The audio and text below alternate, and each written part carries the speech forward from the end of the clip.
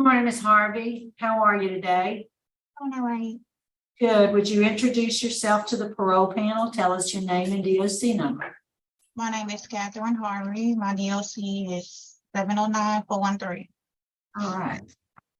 Did you hear the introductions earlier? My name is Cheryl Renan. So this is Mr. Alvin Roche, Mrs. Bonnie Jackson. We are your parole panel today. I'm going to read some information into the record, ask you to confirm it, and then we'll have a parole interview with you.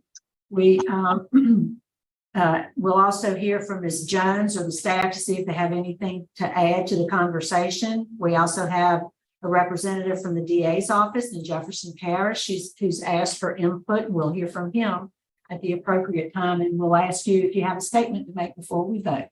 You understand that process? Yes, ma'am. So you are Catherine Harvey, classified as a second felony offender, currently serving a 5-year sentence for aggravated second-degree battery. You're not eligible for good time, and your full term date is August 2nd, 2025. Is that information correct? Yes, ma'am. And I'm showing a parole eligibility of May of 24. No, that's no. Yeah. Parole, because she's not eligible for good time. Right. You just have a full time. May 2nd, 2020. It is. Oh, all right. Sorry, I was doing some math, calculated if we should be seeing you yet or not, and we should, I suppose. So your case has been assigned to me. I do see they corrected your parole eligibility earlier this month. So I'll take the lead on the interview. So Miss Harvey, I see you have a birthday coming up next week. Yes, I am. You'll be 40, huh? Yes. Wow. Happy birthday early. Thank So, you. Your charge was aggravated second-degree battery by cutting. Tell us what happened. What did you do? Well, my baby daddy was not supposed to be around me, but he was around me. I'm mad because I didn't want to be with him anymore. And he came, coming by me or whatever, exposing my face, hitting me while I was holding my son at the time. Got my son out the way or whatever. His brother took him, not my child, but brother on the dad's side. And I cut him on his hand and I flashed out. That's all I remember. Right. And as part of the process, we do reach out to the victim. We were, I think, unable to locate Mr. Chanot, I believe was his name. Emotional. Tell us what, what concerns me as I look at your history, your criminal history, even though you're classified as a second offender. I see in a 2008 arrest for aggravated assault with a deadly weapon by the Orange Police Department. 2015, second-degree cruelty to a juvenile in St. Charles. 2016, aggravated battery with a dangerous weapon in Orleans. What's all that about? All of that. I just have a anger problem, but All right. So what have you done about that anger problem? I've been working a lot. I've been humble. I've been changing a lot lately since I've been down a lot, and my family did like that side of me that I have been changing and stuff like that. How long you been in jail? 3 years and a month. 3 years, you say? Ma'am. And I saw you were enrolled in Beyond Trauma in May of last year, 2022. You were in like a month later, you were removed for disciplinary reasons. Why were you removed from that program? Well, it was not on my behalf, but the deputies that was working on the ship of Honor with me, they was having me going to class late, so they had me get out of class. That's what happened. So they wrote you up? Huh? Yeah. I don't think I got rolled up. I never got a slip saying I got rolled up or anything like that. I was just not. Have you had any write-ups in the last 3.5 years? Huh? Have you had any write-ups since you've been there? No, ma'am. Good. What other classes are you re-enrolled in beyond trauma now? None at all. I've been writing to get in, but they always tell me I have to wait. So So you're not in any class right now? well, man. Well, if you are released, I have a lot of concern about your anger issues and your history, criminal history. And without having taken a couple of classes that I believe would benefit you, such as anger management and thinking for change. I mean, I just don't think you're ready yet. Do you? Yeah, I'm not that same person anymore. I really actually changed a whole lot. What's your transition plan? I'm going home.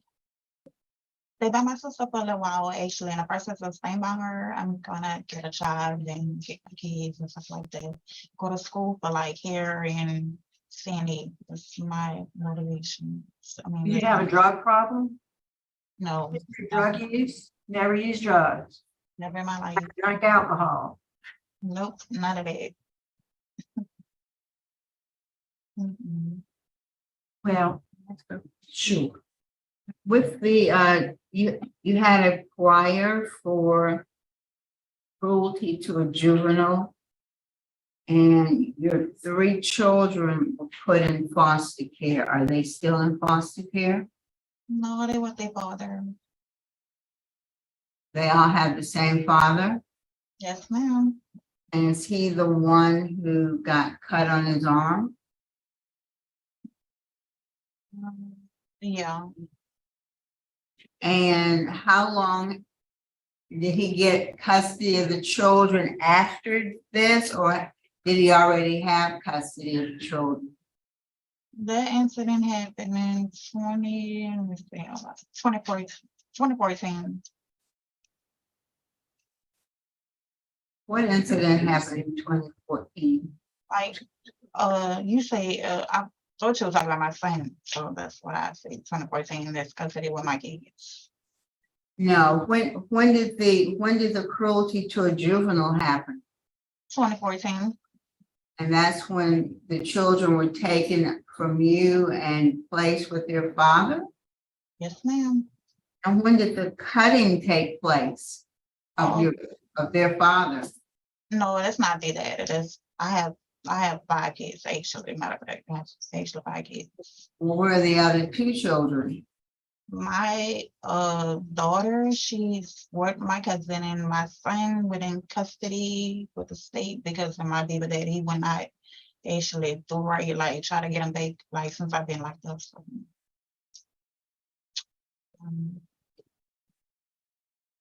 All right, Miss Harvey, I kind of agree with Miss Renazzi. You still got some work to do. You've got an extensive history of violence. You had a domestic abuse arrest, the cruelty to juveniles, this charge that you're in here for now.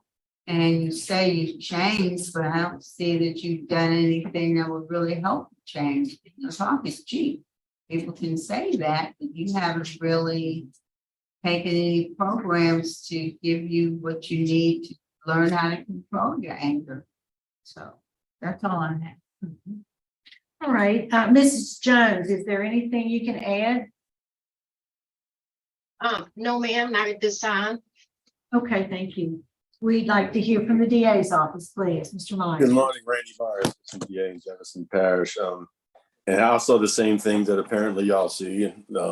She's got a history of violence, long history of violence, and no anger management programs. I think that's a very important thing for her to take, because I think all of us realize, she's going to get out. When she gets out, we don't need her to be coming back. So I think some good programs would help her to change some of her actions and remain out of jail when she does get out. So we're opposed at this time. Thank you. Ms. Harvey, is there anything you'd like to say to us before we vote? Yes, I would like to say I take full responsibility for my action, and I understand and I acknowledge what I done to the victim was wrong. I'm very truly sorry. And today I am taking steps to do better. I just asked for now for a second chance and opportunity to pursue to do better. And my remorseful to the victim, I'm very sorry. I wish I would have never done what I done, but I did what I did. And I spoke forgiveness and I'm very sorry. All right, Ms. Harvey, and for us, it's about staying out of jail. Yes, I am. That's my plan and that's my Not just getting out of jail, but staying out of jail. So, I already mentioned, I believe you would benefit from anger management, the 100 hours pre-release, thinking for change, and actually even a parenting class if that's available. I believe you have some more work to do, Yes. but you can be successful when you do go home, because you will, and it's not that far away. But based on those reasons, my vote today is to deny you parole. Mr. Roche. Thank you, Madam Chairman. Ms. Harvey, based on extensive criminal history of violence, and in light of rehabilitative programs, I vote is to deny your request.